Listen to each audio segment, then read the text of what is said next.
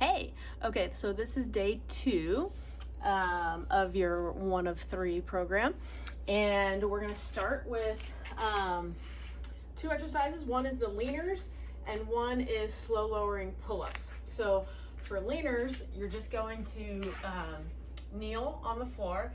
Okay, so your feet are, there's no like rhyme or reason. You could have your toes together, you can have them apart. It doesn't really matter so much. The big thing is making sure you're squeezing your glutes as hard as possible, and your body's gonna stay in a straight line. So your core stays strong, your shoulders are over your hips, over your knees, and you're just kind of trying to maintain a straight line as you lean back as far as you can without losing that straight line, and then pulling yourself back up to the top.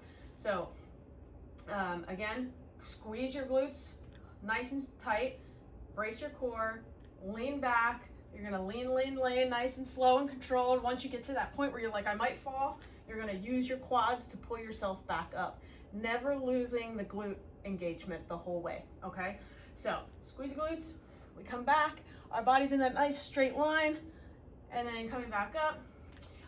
If you feel like that's kind of easy for you to do 10 of those, I would do 10 body weight ones first and get through your workout. If you're not sore the next day, then add weight. So the way you would add weight is just holding one dumbbell or a sandbag or a med ball, something you can hold at your chest, and you can either hold it against your chest, or if it's light enough, you can even use it almost like a counterweight and hold it out and bring yourself back up. Again, making sure that you're keeping your glutes engaged, your core stays nice and strong, and your body stays straight. Go back as far as you can, and then come back up just to make sure that you're maintaining that straight line. So once you do 10 of those, you're gonna come and do slow lowering pull-ups. So when you do slow lowering pull-ups, you wanna have something that you can step up on so you can get up to the height. You don't need, that way you don't need to exert anything to get up there. We're focusing on the negative, so the slow lowering on the way down. So trying to make sure we're not swinging as we lower down. We want to go nice and slow and controlled. We're engaging our core. Again, we're squeezing our glutes. And so when we start, we want to, I'm going to do it from like a chin up hand position. You can play around with the hand position, it doesn't really matter. I like the chin up version just because it keeps your shoulder in a good position versus overstraining and with having your arms out this way.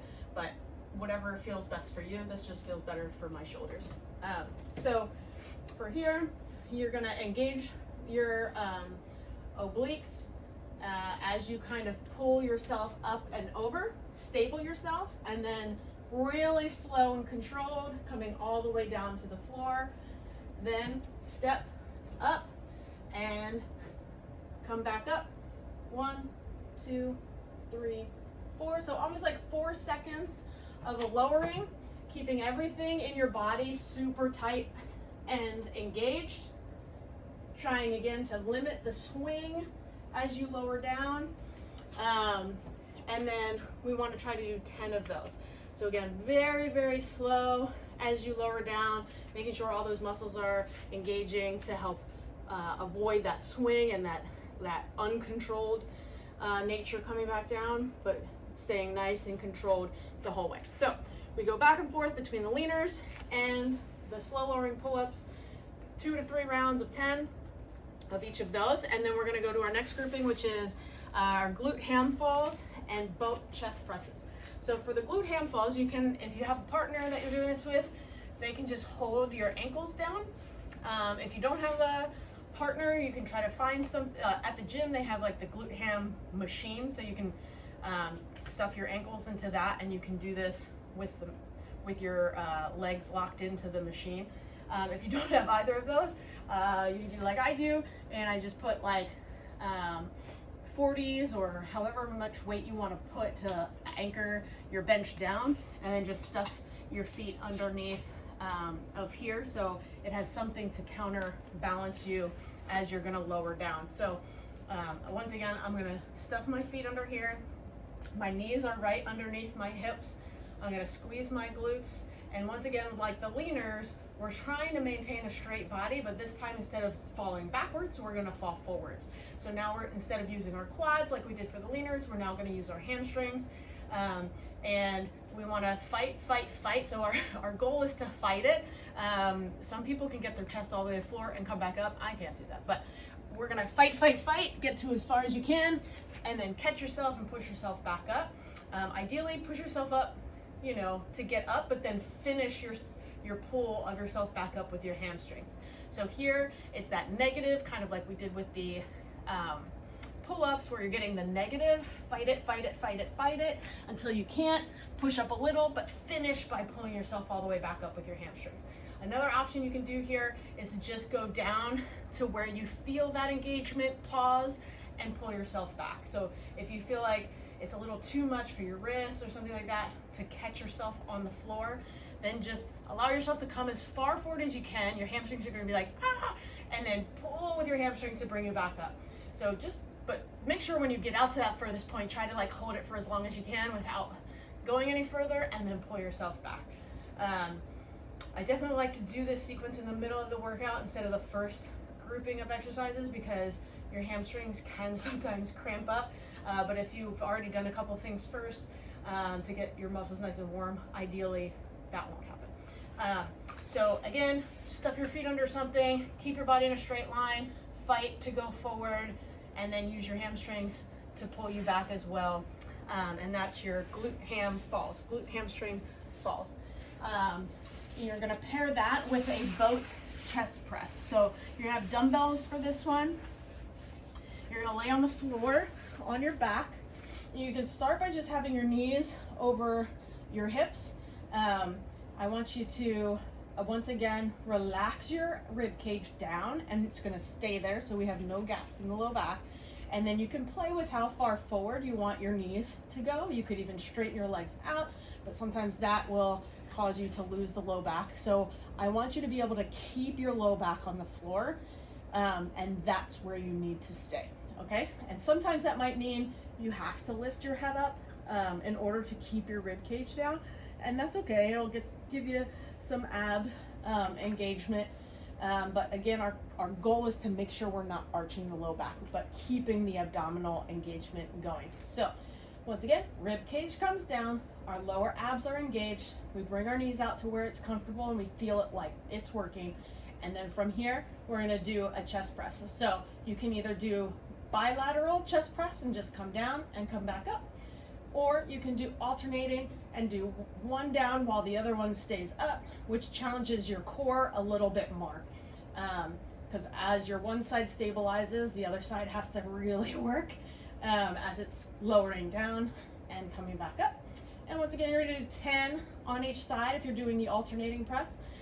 You can again work on pushing your knees out a little bit further to make the lower abs work a little bit harder, and just see how that works for you. That one you'll really feel that in your core. That's fantastic. So once again, we had our glute ham falls and our boat chest presses, 3 rounds, 10 reps of each. And then we go to our next exercise, which is our lateral lunge and our reverse hyperextension. So for the lateral lunge, you can just take a wide stance. Since we're just kind of building back in, we're not gonna do a step out to each side. We're just gonna stay in more of the static position. So from the static position, we're just gonna kind of bend our knees a little bit, and we're just gonna sink to that one side. Get to that side, we're gonna push through the glute and come to the other side and push through the glute. So you're gonna do 10 to each side, but if body weight feels pretty easy for this position, then you can grab 1 or 2 dumbbells. If you're using one, you can goblet squat in the center, and again, sink to one side, push through the glute, sink to the other side, push through. And if you're using double dumbbells, then you can do same thing, but you're just gonna let one dumbbell be on each side of the leg you're sitting to. So when we do that lateral lunge though, one of the things we want to make sure that we're doing is that when we are shifting, we want to make sure we're sitting that glute back and then pushing through. But again, keeping your hips even. So we want to make sure we're not, you know, folding forward as we come, because then now our glute isn't really doing anything. We want to make sure we're sitting into the glute, keeping the chest up, but sitting back. So sit your glute back to get into the position, sit back to get into the position.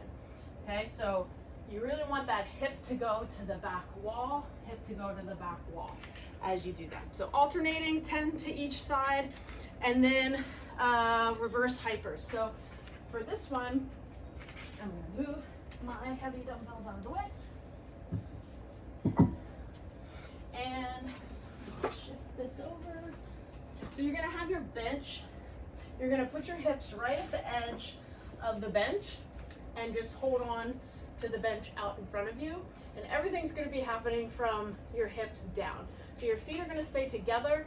As you lift up, you're gonna turn your toes out, pause, and then come back down. So when I get in position, my hips are at the very edge of the bench. I'm gonna hold on to the bench in front of me. My toes are gonna start together. And then as I lift, I wanna make sure, again, I'm kind of making sure that my lower back is not going into an arched position, but that it's in a neutral position. And then I'm gonna lift, point my toes out, pause, 1, 2, and then come back to the center and down. So squeeze, lift, 1, 2, and bring it back down. So ideally, I would like for you to also do 15 reps of these. Come up, turn out, 1, 2, and come back down together. So when you're getting that engagement, we should be up in that hold position at the top. You should be feeling that more on the up and on the outsides of your glutes there. So lift, turn the toes out, come back together, lower down, come up, turn out, 1, 2, and come down. And again, making sure that you're not letting the low back be in that super hyperextended position as you lay on the bench, but kind of try to tuck your tailbone under a little bit as before you lift the legs up and out, okay?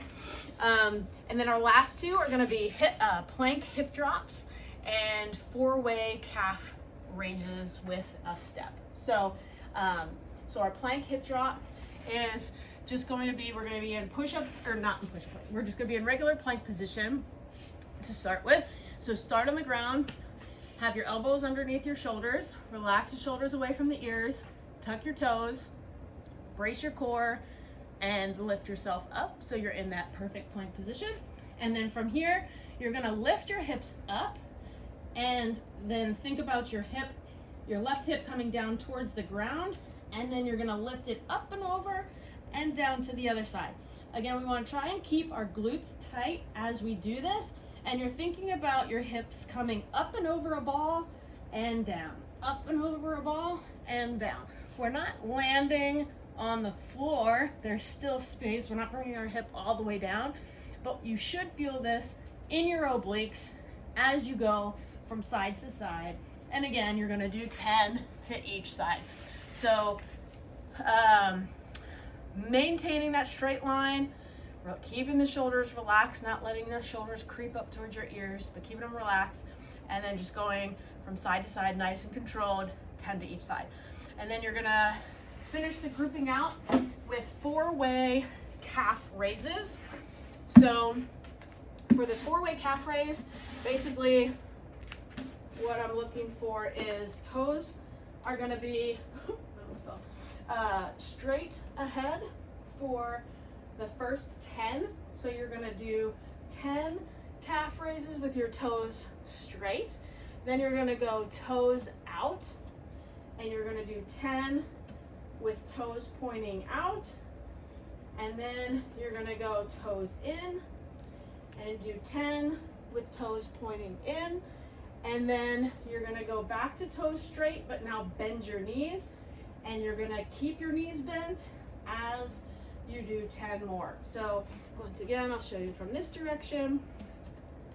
And if you need to, you can hold on to something. I don't want you to like hold on to it, because I want you to have to challenge your balance with this, but be there so you're not just wobbling all over the place, because then you're not going to get the benefit either. So be next to something that you can keep your balance, but not overuse it. So toes are straight ahead. We have 10 where we're coming up, coming down, controlled, both directions, doing 10 with toes forward, and then we're gonna toe out.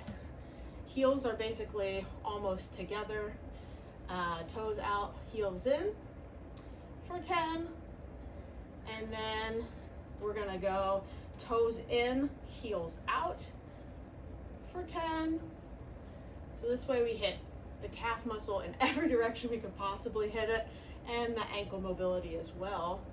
And then finally, toes back to forward, but now we bend our knees and we keep our knees bent, but our ankles just go up and down in that position there. Okay, so that's your 4 different directions, 4-way calf raise.